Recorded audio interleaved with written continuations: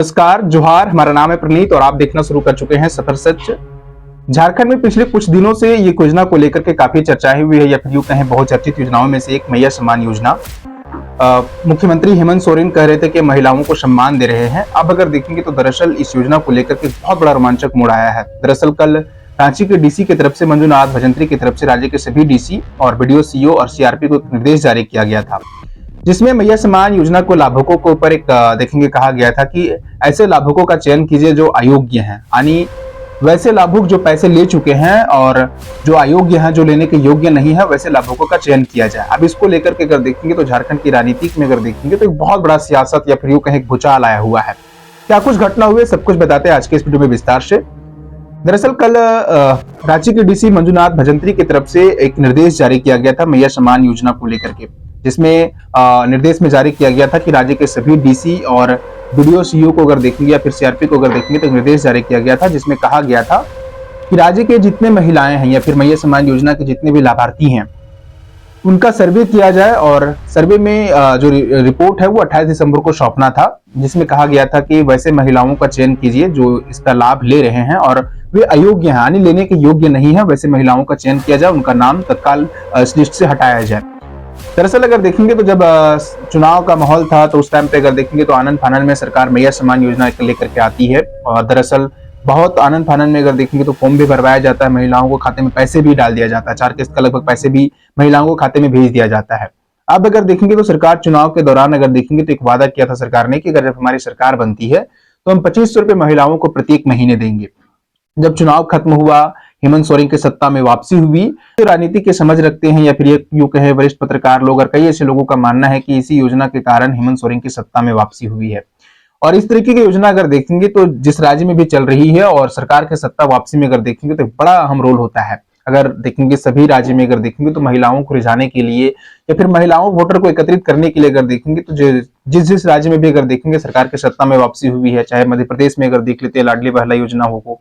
या फिर राजस्थान में अगर आप देखेंगे या फिर अभी यूं ही अगर देखेंगे तो दिल्ली सरकार भी इस तरीके के महिलाओं को लेकर के महिला सम्मान योजना को लेकर के वो 1000 रुपए प्रत्येक महिलाओं को देने वाली है। दिल्ली सरकार भी इस तरीके की योजना लेकर के आ रही है ताकि सत्ता में वापसी हो। झारखंड में भी अगर देखेंगे तो इसी योजना के तहत अगर देखेंगे तो हेमंत सोरेन की सत्ता में वापसी हुई या फिर यूं कहें इंडिया गठबंधन सरकार की सत्ता में वापसी हुई। अब इसमें एक नया रोमांच आ गया है। अब इसमें अगर देखेंगे तो विपक्ष की तरफ से भी सवाल खड़ा किया जा रहा है, आपके जहन में भी एक सवाल आ रहा होगा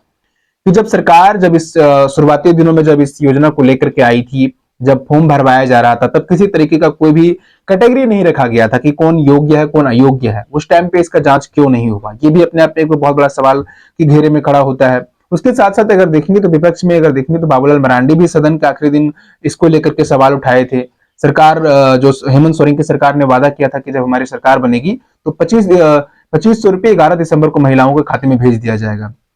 सदन में अनुपूरक बजट भी पेश हुआ, पैसे भी अलोकेट किए गए। इसके बावजूद भी अगर देखेंगे तो किसी भी महिला के खाते में पैसे नहीं भेजे गए।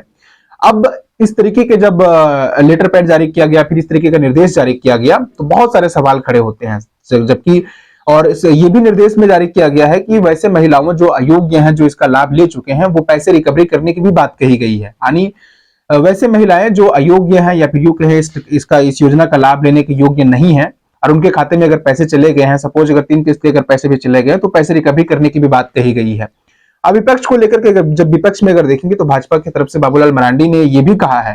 कि जब सरकार इस तरीके की योजनाओं का जब पैसा दे रही थी, जब फॉर्म भरवाया जा रहा था, तब किसी तरीके का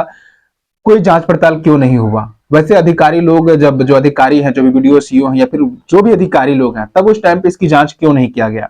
क्यों सभी महिलाओं के खाते में पैसे भेज दिया गया। फिर ये भी सवाल अपने आप में आता है कि ये तो चुनावी लॉलीपॉप था या फिर यूं कहे चुनाव से पहले किसी भी तरीके का कोई भी अयोग्य या फिर योग्य नहीं देखा गया, सिर्फ पैसे भेज दिए गए महिलाओं को वोट को एकत्रित करने के लिए। जब सरकार बनी है, जब पैसे का बर्डन आ रहा है और अपने आप में जब सरकार बनी थी हेमंत सोरेन की, जब उन्होंने कहा था कि हम 2500 रुपए महिलाओं को देंगे प्रत्येक महीने, तो अपने आप में भी एक बहुत बड़ा सवाल खड़ा हो रहा था कि राज्य सरकार का तो बजट भी बहुत कम है, ऐसे में इतने सारे पैसे कहां से देगी। अब अगर देखेंगे तो यूं कहें अगर देखेंगे तो जब सरकार बनी थी तब उन्होंने एक डेडलाइन भी लेकर के आया था कि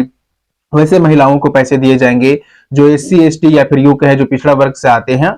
और जो योग्य है उन महिलाओं को दिया जाएगा। इस तरीके की कैटेगरी लाया गया। अब इसके बाद अगर देखेंगे तो इसमें जांच पड़ताल की भी बात कही गई है, पैसे रिकवरी करने की भी बात कही गई है।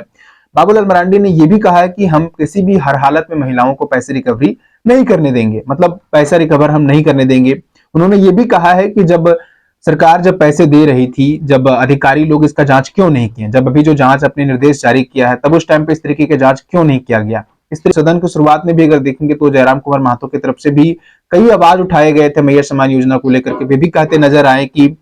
जो